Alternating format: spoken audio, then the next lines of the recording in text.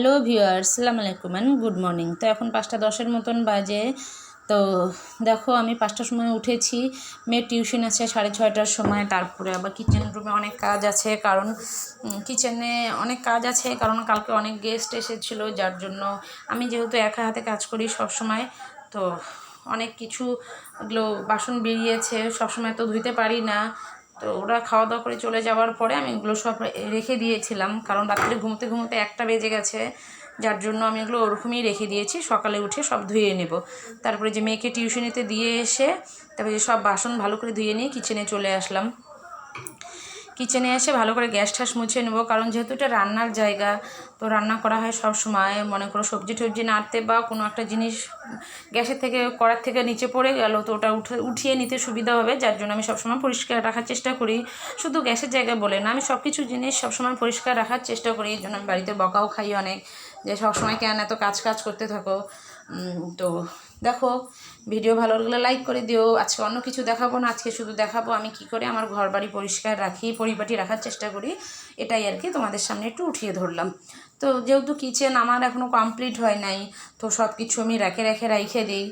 তো দেখো, যে একটু একটু করে যেদিন যখনই আমি গ্যাস মুছি, তখনই আমি পুরো ঘরের জিনিস একদম পরিষ্কার করে নিই। যে যত ডিব্বা ডুব্বা আছে সব কিছু পরিষ্কার করে নিই। তারপরে আমি ঘর ফর মুছে নিয়ে তারপরে ওকে খেতে দিয়েছি। 8টা বাজে এখন, তো ওকে খেতে দিয়েছি ছাতু মুড়ি, আমি নিমকি চা, ওকেও চা দিয়েছি। তারপরে যখন 8:30 বাজে মেয়ে চলে আসছে টিউশন থেকে, ছোটো মেয়ে উঠে পড়েছে, ওকে ম্যাগি করে দিয়ে তারপরে যে আমি এখন সব যেগুলো বাসন ধোয়া হয়ে গেছে ওগুলো আমি উঠিয়ে রেখে দিলাম। তারপরে এখন সব বাইরের সমস্ত কাজ কমপ্লিট করে এখন ঘরে চলে আসলাম, বা কারণ বালিশ কাভার, বেড কাভার এগুলো সব উঠিয়ে দিব।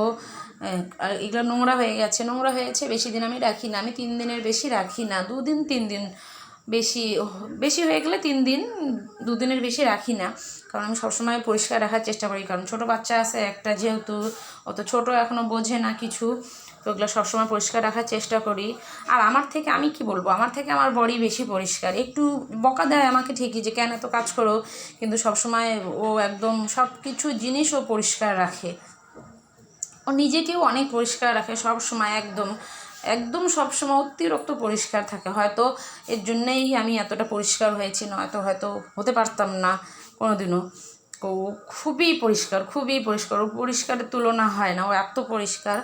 তো দেখো, এই যে আমি সব কিছু ভালো করে পরিষ্কার করে নিয়ে, যে চাদর টাদর চেঞ্জ করে দিয়ে তারপরে যে বালিশ কাভার নতুন, মানে নতুন বলতে কি ধোয়াটা লাগিয়ে দিলাম ভালো করে। তারপরে এই যে আমার বিছানার ফাইনাল লুক তোমরা দেখো।